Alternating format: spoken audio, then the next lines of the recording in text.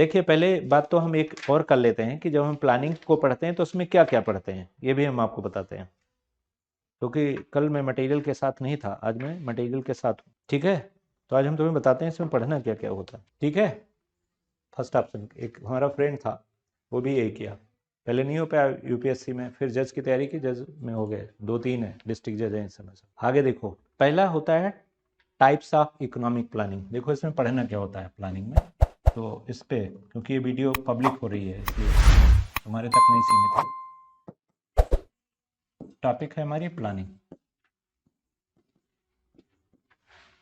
Topic क्या है हमारी planning.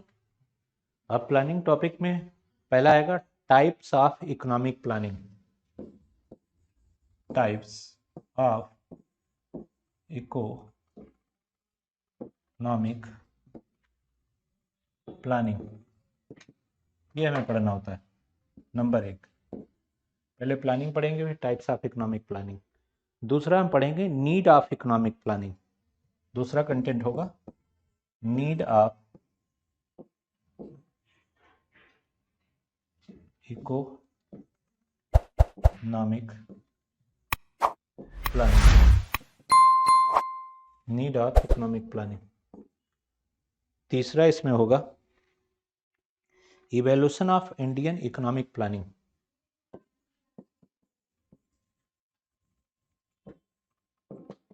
Evolution of Indian economic planning. ठीक है, need of Indian economic planning, note करते जाओ। हो गया, तेरा तो मेन टॉपिक आ गया। हो गया, need of economic planning content दे रहे हैं हम।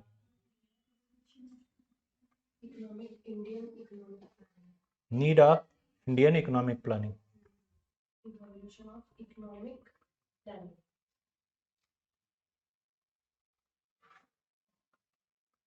अब देखो इसके बाद क्या है। इसके बाद आएगा strategy of planning in India.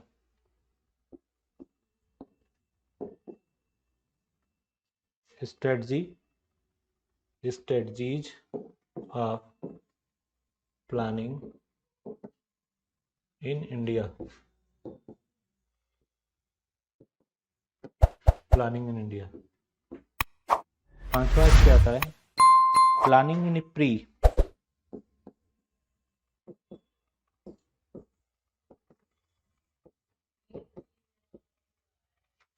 Planning in pre reform phase.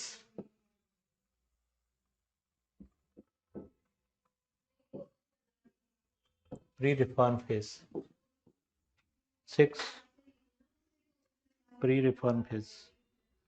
Planning in post 1991।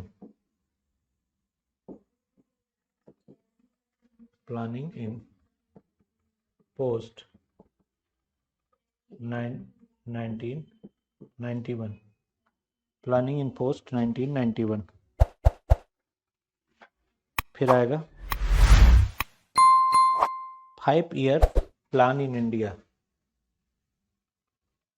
7वां होगा 5 year plan in India.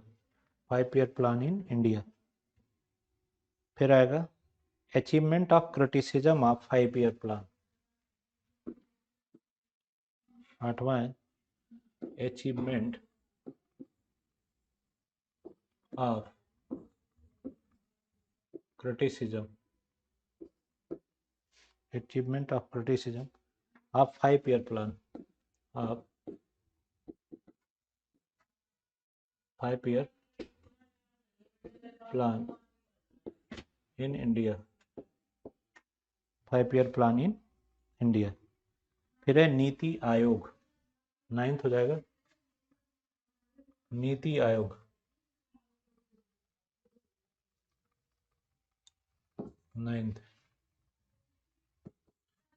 9th है नीति आयोग। नीति आयोग। 10th हमारा बनेगा नीति आयोग के बाद कंपोजिशन ऑफ नीति आयोग।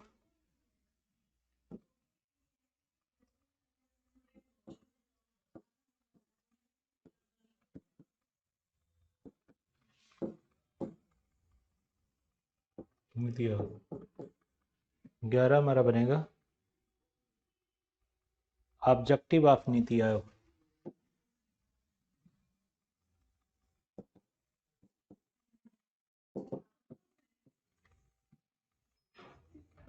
नीति आयोग 12 हमारा होगा function of NITI Aayog.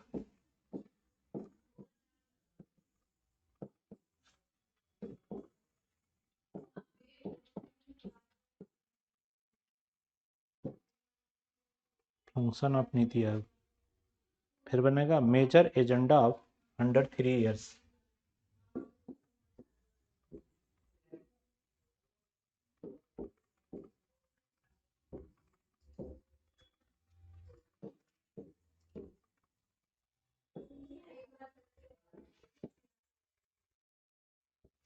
Major agenda of under 3 years. NITI Aayog perform evaluation अगला होगा। NITI Aayog performs evaluation.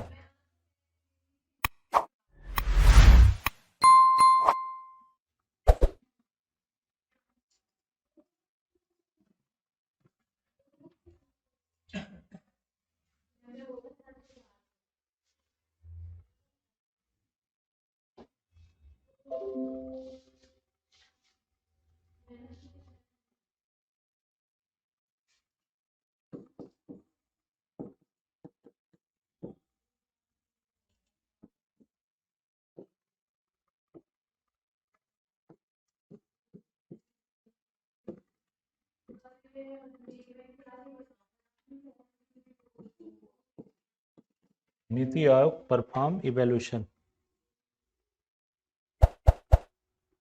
फिर आएगा major agenda under 3 year perform की परफॉर्मेंस इंडिकेट की परफॉर्मेंस। अगला होगा की performance.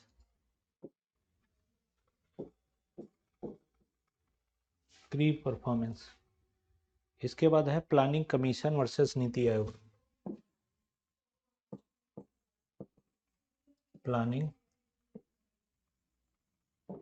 Commission versus NITI Aayog. Planning commission versus NITI Aayog हो गया। चलो इतना हो गया planning commission versus NITI Aayog. कौन सा प्लान कहाँ तक पहुंचे थे हम? 6 प्लान। 6 प्लान की मेन बातें क्या थी बताओ, और टाइम पीरियड क्या था 6 प्लान का? नहीं, 6 प्लान 80 से 35 टाइम पीरियड था, क्योंकि 17, 8 और 79 ये रोलिंग प्लान हुए थे, तो 2 1 ईयर प्लान बने थे, 78 to 79 और 79 to 80। ठीक है, टोटल 7 जो है 1 ईयर प्लान बनाए थे, टोटल 7, ये भी पूछा एक बार। तो यहाँ पर इसका टाइम पीरियड होगा 1980 to 85। इसमें किस पर टारगेट किया गया था? पॉवर्टी पे, पॉवर्टी को टारगेट किया गया था। इस पे टारगेट क्या था? पॉवर्टी। ठीक है, गरीबी को टारगेट किया गया था। और इसका मॉडल किसने बनाया था? पीसी महालनोबिस ने। पॉवर्टी को टारगेट किया और मॉडल पीसी महालनोबिस का था। ठीक है, इकोनॉमिक प्लानिंग इन इंडिया, ये टॉपिक तुम ये कर लेना, इकोनॉमिक प्लानिंग इन इंडिया। ठीक है, हो गया। इसके बाद आएगा सातवां 1985 में बना था, और इसका मेन टारगेट क्या था? और इस टाइम भारत का प्रधानमंत्री कौन था जब 7 5 ईयर प्लान आया? बोलो, 7 5 ईयर प्लान आया तो भारत का प्राइम मिनिस्टर कौन था उस समय? 7 5 ईयर प्लान आया तो राजीव गांधी। 7 5 ईयर प्लान था राजीव गांधी, करेक्ट। लेकिन यहाँ पे आया था LPG, liberalisation, privatisation and globalisation. लिखो, लिबरलाइजेशन, प्राइवेटाइजेशन और ग्लोबलाइजेशन। लिबरलाइजेशन, प्राइवेटाइजेशन और ग्लोबलाइजेशन। प्राइवेटाइजेशन इन ग्लोबलाइजेशन, ठीक है। LPG, liberalisation, privatise. यहाँ सबसे पहले आया था क्लोज्ड इकोनॉमी, क्लोज्ड इकोनॉमी क्या आया था पहले? Close economy. क्लोज के बाद कोई इकोनॉमी क्या होती है? ओपन, ये क्रम लिख लो इसका। फिर ओपन इकोनॉमी होती है। ओपन के बाद आता है लिबरल, लिबरलाइजेशन। ओपन के बाद क्या आता है? लिबरलाइजेशन। लिबरलाइजेशन के बाद जो चौथा नंबर है, ये पहला हुआ, ये दूसरा हुआ, ये तीसरा, चौथा नंबर हमारा है लिबरलाइजेशन के बाद प्राइवेटाइजेशन।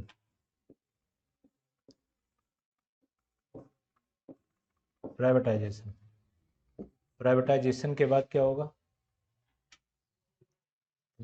नहीं, चौथे नंबर पे मार्केटाइजेशन आता है। यहाँ पे मार्केटाइजेशन कर लो। चौथा नंबर हमारा मार्केटाइजेशन होता है,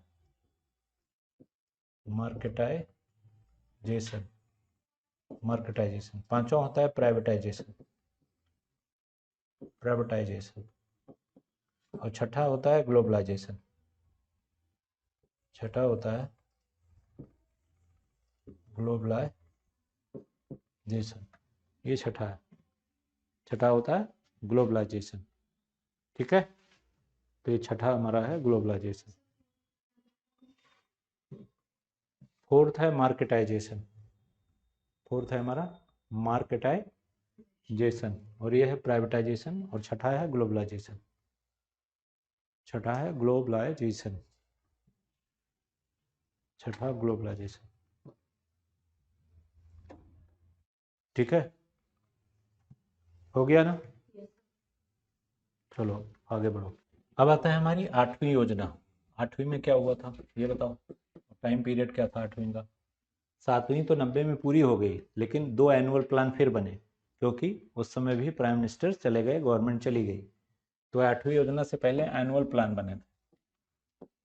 एक बना 1992, 1991, और एक बना था 1991 टू 1992।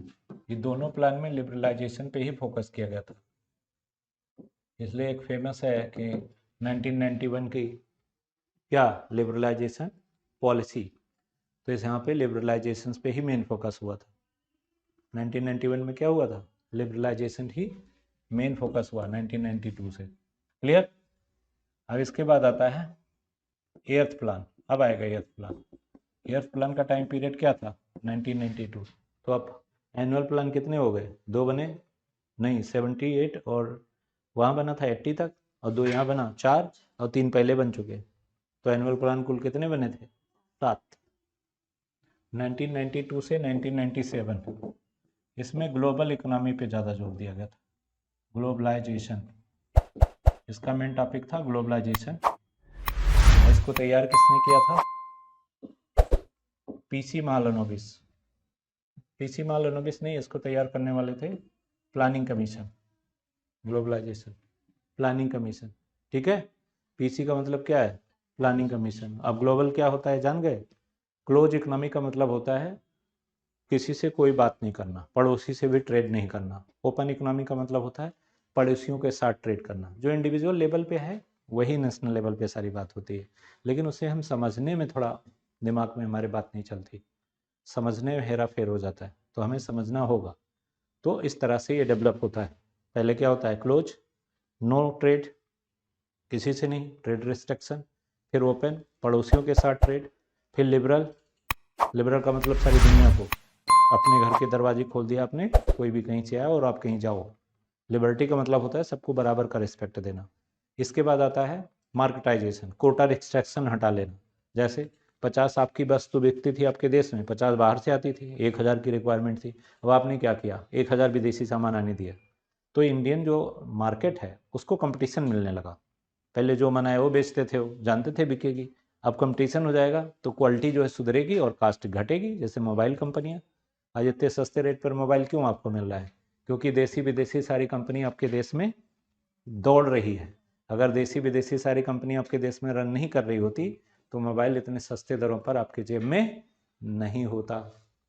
ये होगा ग्लोबलाइजेशन। इसके बाद आता है नाइन्थ। नाइन्थ में देखो क्या है, नाइन्थ प्लान। नमस्कार, बैठ जाइए आ जाइए। तो यहाँ पे जब हम आए 1997 आया, 1997 से 2002, तो इस पर हम क्या लेकर आए, नाइन्थ प्लान ग्लोबलाइजेशन, जहाँ एर्थ प्लान पे और ह्यूमन डेवलपमेंट्स, ये दोनों हमारे इसी का टारगेट था। Global economy and human development, यहाँ पे लिख लेना ह्यूमन डेवलपमेंट, HDI जो है इसी में आया था, एर्थ में HDI, ह्यूमन डेवलपमेंट को फोकस किया हमने 8वीं योजना में। लेकिन जब हम 9th योजना लेकर आए तो आज आपकी जो मोबाइल है, इंफॉर्मेशन टेक्नोलॉजी इसी टाइम पीरियड की देन है, 1997 से लेकर 2000। तो इस पर पूछते हैं कि इंफॉर्मेशन टेक्नोलॉजी डेवलप हुआ इतनी तेज़ी से, वो टाइम पीरियड कौन सा था जब इंफॉर्मेशन टेक्नोलॉजी डेवलप हुई? तो 1997 से 2002।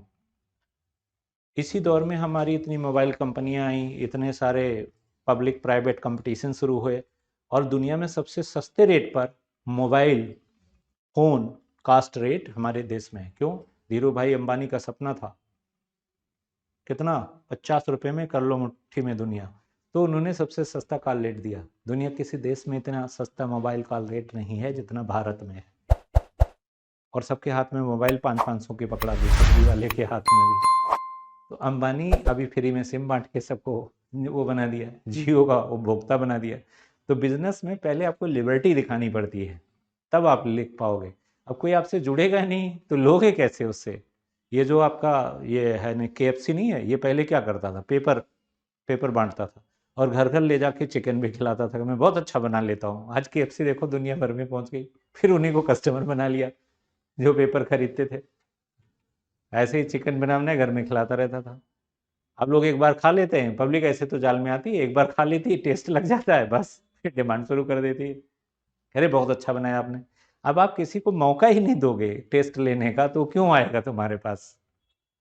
तो पब्लिक को पहला चांस तो आपको फ्री में देना है और स्वागत करना है उसका कि आप आए। जगह जगह रेस्टोरेंट्स होते हैं, उसके बाहर ही देखो लिख रहा था कि ये फैसिलिटी हमारे पास फ्री। तो मार्केटिंग का मतलब है अट्रैक्शंस, और इकोनॉमिक्स जो है पूरी तरह से क्या करती है, इको से ही सारा मैनेजमेंट पैदा हुआ है जो मैं जान पाया हूँ। इको ऐसा सब्जेक्ट है जिससे सारे तीनों मैनेजमेंट पैदा हुए हैं, मार्केटिंग, फाइनेंस और HR। ये कहाँ से आए? इको से आए, इसी से आए सब तीनों। तो जब आप इकोनॉमिक्स जान लेते हो तो इन तीनों को जान लेते हो। हम तीनों को पढ़ा चुके हैं, नेट रिजल्ट भी दे चुके हैं, क्योंकि हम इकोनॉमिक्स जानते हैं इसलिए इन सबको जानते हैं। और इको से टफ उनके सिलेबस नहीं है, वो सब लगता है कि इसके आगे कहीं कुछ नहीं टिकने वाला, सबसे टफ यही है। कॉमर्स में भी सबसे टफ ही कोई है, कॉमर्स का बच्चा इसी में फेल होता है, नेट इसी के लिए नहीं होता। तो कोर सब्जेक्ट अगर आपने पढ़ रखे हैं, कोर सब्जेक्ट में क्या आता है, इंग्लिश लिटरेचर। कोर सब्जेक्ट में क्या आता है, पोल साइंस। कोर सब्जेक्ट में क्या आता है, ये इकोनॉमिक्स। और अगर साइंस सिस्टम में जाते हो तो वहाँ कोर में आता है फिजिक्स और बायोलॉजी। इसके बाद सब कुछ जानोगे आप। अगर साइंस में फिजिक्स आपको आती है और बायो आती है तो वहाँ सब कुछ आता है, फिर और कोई सब्जेक्ट आपको रोक नहीं पाता। और इधर ह्यूमैनिटीज़ में कोर में अगर आप पोल साइंस जानते हो, इकोनॉमिक्स जानते हो तो सब जानते हो। और लिटरेचर में इंग्लिश लिटरेचर जानते हो, सारे लिटरेचर ऐसे आते हैं, ठीक है। तो कोर सब्जेक्ट पकड़ के पढ़ना चाहिए, इससे ज्ञान अपने आप आ जाता है। तो 2002 में क्या आया, इंफॉर्मेशन टेक्नोलॉजी। इंफॉर्मेशन टेक्नोलॉजी से क्या हुआ, मोबाइल फोन सस्ता हुआ। ये लिखो, इंफॉर्मेशन टेक्नोलॉजी इसी में आता, इंफॉर्मेशन टेक 9th प्लान में। इसके बाद हमारी 10वीं योजना आ गई 2002 से 2007, ठीक है। मेन जो ग्लोबलाइजेशन है 10वीं योजना का ही पार्ट है, 8वीं में ह्यूमन डेवलपमेंट ही आया था। ग्लोबलाइजेशन का मतलब समझते हो क्या होता है? जितने मेंबर WTO के हैं वो दुनिया के किसी भी देश में ट्रेड कर सकते हैं, बट ट्रेड करने के लिए पैसा चाहिए। तो ग्लोबल इकोनॉमी का फायदा कौन उठा रहा है? यूरोपीय देश और अमेरिका। हम हैं उसके मेंबर, लेकिन दुकान खोलने के लिए, सामान बेचने के लिए धन चाहिए ना, वो तो है नहीं हमारे पास, तो हम उठाएंगे कैसे? तो अगर फ्रीडम आपके लिए हो भी जाता है पूरी दुनिया भर में, तो उस फ्रीडम का फायदा तब तक आपको नहीं मिलेगा जब तक आपके पास कैपिटल नहीं होगी। कैपिटल बहुत जरूरी है। लोग कहते हैं लेबर बहुत जरूरी है, और मैं तो ये कहूंगा कैपिटल बहुत जरूरी है। Capital is the blood of business. Capital जो है बिजनेस का ब्लड है। लेबर तो उसके बाद में एसोसिएट होता है ना, लेकिन कार्ल मार्क्स कहता है नहीं, labour is first, capital is second. लेकिन मैं जो जान पाया, शुरू ही नहीं होगी कोई चीज, स्टार्ट का। हाँ बोलिए। बिना लेबर के आप कैपिटल बनाओगे कैसे? हाँ पहले तो काम ही होगा। अब ये भी बता रहा हूँ मैं, इसका भी बताता हूँ। कैपिटल लेस सोसाइटी एक भी बता दो, चाहे प्रिमिटिव कल्चर क्यों ना रहा हो, गाय को वहां धन माना जाता था, गाय। इसके बाद कॉइन्स को धन माना जाने लगा, फिर गोल्ड को धन माने। कैपिटललेस सोसाइटी की आप कल्पना कर सकते हो? लेबरलेस सोसाइटी हो सकती है कि हम सभी हैं, कुछ करना नहीं जानते, लेकिन कैपिटललेस सोसाइटी हो नहीं सकती। ये कैपिटलिस्ट कहते हैं। और कैपिटलिस्ट कहाँ से आए? प्रोटेस्टेंट जो रिलीजन्स है, यहीं से कैपिटलिस्ट पैदा हुए, क्योंकि क्रिश्चियन कम्युनिटी 2 पार्ट्स में डिवाइड है अकॉर्डिंग मैक्स वेबर। और कहता है एक पार्ट जो है कैपिटलिस्ट है, उसको बोलते हैं प्रोटेस्टेंट, और दूसरा पार्ट लेबर है, वो कैथोलिक है। तो जितने काले क्रिश्चियंस हैं वो सब लेबर क्लास के लोग थे, और जो गोरे क्रिश्चियन हैं वही कैपिटलिस्ट हैं। और यही कहता है मैक्स वेबर कि दुनिया के सबसे जीनियस जो लोग हैं वो वही हैं, कैपिटलिस्ट। लेबर जितने हैं या कम्युनिस्ट सपोर्टर हैं, वहाँ पॉवर्टी कभी जीरो नहीं मिली, जीरो किसी देश में नहीं मिली। लेकिन कैपिटलिस्टिक कंट्री में पॉवर्टी जीरो होती है। तो हम किस तरफ जाएं, जहाँ गरीबी ज़्यादा हो, या उस तरफ जाएं जहाँ गरीबी जीरो हो? तो जीरो गरीबी कैपिटलिस्ट को क्यों प्रायोरिटी मिलती है? आज भारत भी, जब नेहरू जी भारत के प्राइम मिनिस्टर बने, तो उनके पास 2 ऑप्शन था। समाजवादी, समाजवादी क्या होता है? Government sector. पूंजीवादी क्या होता है? Private sector. दोनों अपनाने की व्यवस्था थी, मिक्स इकोनॉमी अपनाया, लेकिन उन्होंने मिक्स इकोनॉमी में भी प्राइवेट सेक्टर को प्रायोरिटी दे दी। कोई चीज आपस में मिलती, कुछ उसका रेशियो तो होगा। तो 55% उन्होंने कैपिटलिज्म को फोकस कर दिया और 45% सोशलिज्म को। और आज इंडिया 90 के आसपास पहुंच चुकी है। कैपिटलिस्टिक जो फीचर है, सोशलिस्ट की तरफ से हम दूर नहीं जा रहे हैं। हम रेल को प्राइवेट कर रहे हैं, बैंक को कर रहे हैं प्राइवेट, क्योंकि जीरो पॉवर्टी किधर है? कैपिटलिज्म में है। सोशलिज्म में कभी जीरो पॉवर्टी नहीं होने वाली, इंफ्रास्ट्रक्चर कभी अच्छे नहीं मिलेंगे। और मार्क्स थ्योरी, मार्क्स कहता है यहीं पे सब कुछ है, स्वर्ग में कुछ नहीं मिलने वाला। अगर आप ये सोचो कि हम यहाँ ऐसे शांति के साथ परम सुखम वाला जीवन जिएंगे और बाहर जब मरेंगे तो स्वर्ग मिलेगा, कहता है ऐसा कुछ भी नहीं है। मैटेरियल का कल्चर है, जो कमाओ उसमें ही खुश रहो और पहले ही सारे सुख भोग लो, मरने के बाद कुछ नहीं मिलने वाला, वहां कुछ नहीं रखा है। और ये बेवकूफ बना रहे हैं कैपिटलिस्ट तुम्हें कि तुम्हें बाद में मिल जाएगा, बिल्कुल नहीं।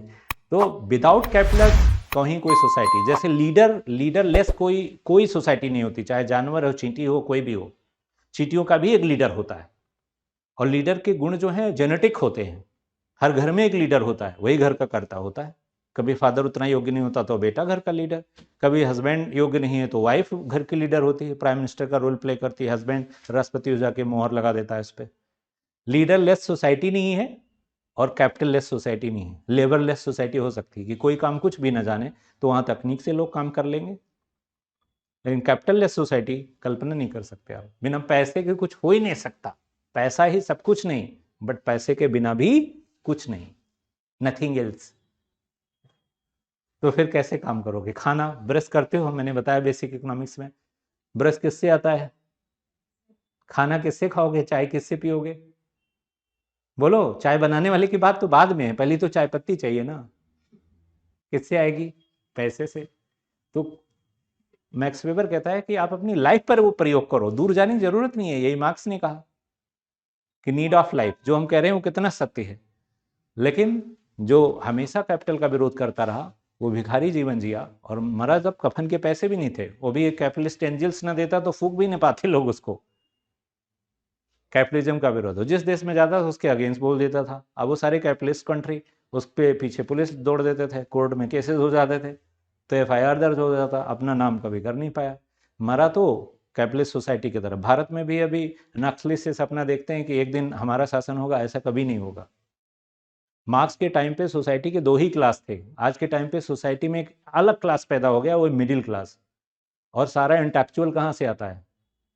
जो पैसा वाला है वो लेजर है, बच्चे से लेके सब एक्टिविटी बिल्कुल नहीं, नील के बराबर करते हैं। और जो लेबर है उसके पास खाने पेटी वाला नहीं भरता तो सोचे कब? तो सोचने के लिए समय किसके पास है? Middle class. तो इसलिए इंटेलेक्चुअल वहीं पैदा हो जाता है। समाज के 3 वर्ग को इंटेलेक्चुअल कहते हैं, वकील को, डॉक्टर को, इंजीनियर को, और चौथा और जोड़ लो उसमें तो प्रोफेसर। बाकी इंटेलेक्चुअल सोसाइटी में 5वां नाम कोई नहीं जोड़ा जाता। ये कहाँ से आते हैं सारे?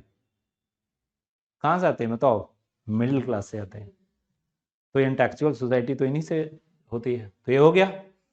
अब ग्लोबल इकोनॉमी मैंने बता दिया। ग्लोबल का मतलब है आपको फ्रीडम तो है, लेकिन ग्लोबल इकोनॉमी का फायदा तभी मिलेगा जब पैसा होगा। रटना छोड़ दो। जितने लोग हैं सक्सेस देर में सबको मिली। कीन्स को 50 साल के बाद फेमस हुआ कीन्स।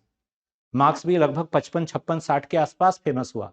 लेकिन जो सच है वो तो सच है ही, आज नहीं तो कल। सही को तो मानने पड़ेगा सबको, लेकिन पब्लिक सही को जल्दी नहीं मानती, गलत चीज तुरंत एक्सेप्ट करती है। सती प्रथा, राजा राम मोहन राय को कितनी गालियां सुननी पड़ी। विवेकानंद कहीं भाषण देते थे तो पत्थर पड़ते थे उनके ऊपर, कई बार उन्हें जान बचानी पड़ी अपनी। तो जो सच है उसको पब्लिक सुनती नहीं जल्दी। सती प्रथा का अंत करने की बात की तो कहा ये कैसे अंत हो सकती है। आज क्या महिला सती प्रथा का समर्थन करेगी कि हस्बैंड मरा जाए तो हमें भी आग में जला दो? एक भी करेगी? लेकिन उस समय तो उसको मारने की कोशिश हुई, राजा मोहन राय को छिपना पड़ा। विलियम बैटिक अगर उनको सपोर्ट ना करते तो वो मार दिए जाते। तो सच जो है वो समाज उसका विरोध करता है, हर सच का, और बाद में वो घुटने टेक देता है उसी सच के आगे। क्योंकि सोसाइटी 90% कालायन कहता है मूर्ख की होती है, एक उसमें इंटेलेक्चुअल होता है। तो 100 में 10 ही है समझदार। और हमारे गीता कृष्ण को पढ़ लो तो वो कहते हैं कि आप सतोगुण वाले हो।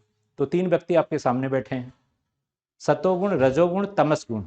तो जो सतोगुण वाला होगा वो आपको राइट बोलेगा, जो रजोगुण वाला कहेगा कुछ सही है, और तमस गुण वाला कहेगा बिल्कुल बेकार बात कर रहा था, ये तो काम का ही नहीं है। तो आप ये मत सोचो कि आपने जो कहा वो लोगों ने क्यों एक्सेप्ट नहीं किया, क्योंकि वो 3 अलग अलग गुण वाले हैं। ठीक है। तो इस तरह से मैं उन सब चीज़ों को पढ़ता हूँ, लेकिन मुझे लगता है कि जो सही है वो सही है। और सही जानने के लिए किताब से सही कुछ नहीं होता। सूर्यपुरम में निकला, अब आपने किताब में पढ़ा तो किताब ये थोड़ा वेरीफाई करेगी निकला या नहीं निकला। इंटेलेक्चुअल लोग ऐसे होते हैं, वो सुबह उठकर खड़े हो जाएंगे, पूरब की तरफ देखेंगे, निकला हुआ तो मान लेंगे, नहीं तो किताब की बात नहीं सही है। लेकिन मूर्ख आदमी किताब में लिखा है तो बस सही है। फला पब्लिकेशन में हम बताते हैं पॉपुलेशन डेंसिटी सबसे अधिक किस कंट्री की है वर्ल्ड में? विच कंट्री नेम बताओ। किताब में लिखा मिलेगा, सब प्रूफ कर दूंगा मैं, बट सब सारा गलत मिलेगा। किताब बताएगी बांग्लादेश। डेटा आपको पता नहीं, इको में बहुत डेटा माने रखता है। 1095, Maldives 1090, Singapore 6000, Morocco 23,000, Delhi Seelampur area 23,000 पर स्क्वायर किलोमीटर एरिया। अब किताब में लिखा मिलेगा बांग्लादेश, किताब में लिखा मिलेगा सिंगापुर, किताब में लिखा मिलेगा मालदीव, लेकिन सही आंसर क्या है? मोरक्को। दिल्ली का वो एरिया, अगर दिल्ली पूछे तो सब कुछ किताब में लिखा मिला। ऐसे नेशनलाइज बैंक एसबीआई है, कहेंगे हाँ, हम कहेंगे नहीं।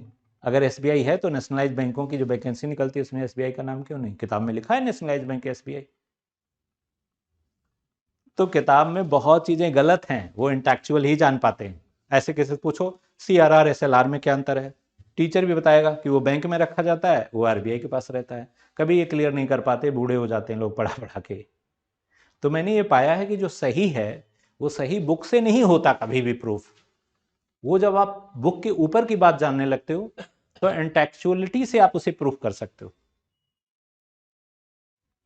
जो चीज यूनिवर्सल ट्रूथ है, हाइड्रोजन और ऑक्सीजन मिलकर पानी बनता है, यूनिवर्सल ट्रूथ है, किताब में लिखा हो चाहे ना लिखा हो, तो इसके लिए किसी एविडेंस की जरूरत है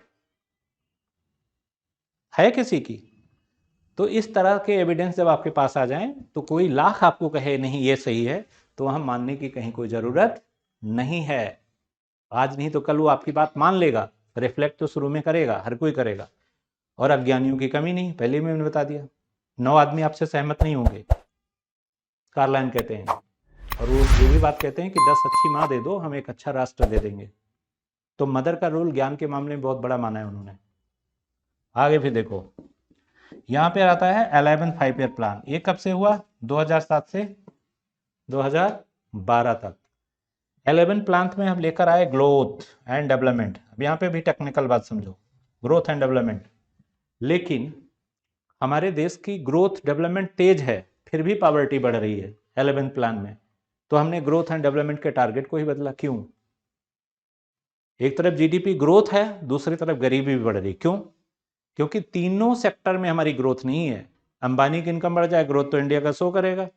पीसीआई भी बढ़ जाएगा, नेशनल इनकम बढ़ जाएगा, लेकिन गरीब किसान की इनकम बढ़ेगी? तो ग्रोथ सबकी हो, उसी के लिए वर्ड यूज किया जाता है इंक्लूसिव ग्रोथ। लिख लो ये वर्ड, इंक्लूसिव ग्रोथ जो है ऑल सेक्टर के ग्रोथ को प्रूव करता है, एवरी ऑल सेक्टर। तो कमियां पकड़ के उसका ऑपरेशन करना यही जरूरी है। तो आज की क्लास बस रोक दो, यहीं पे खत्म हो गई।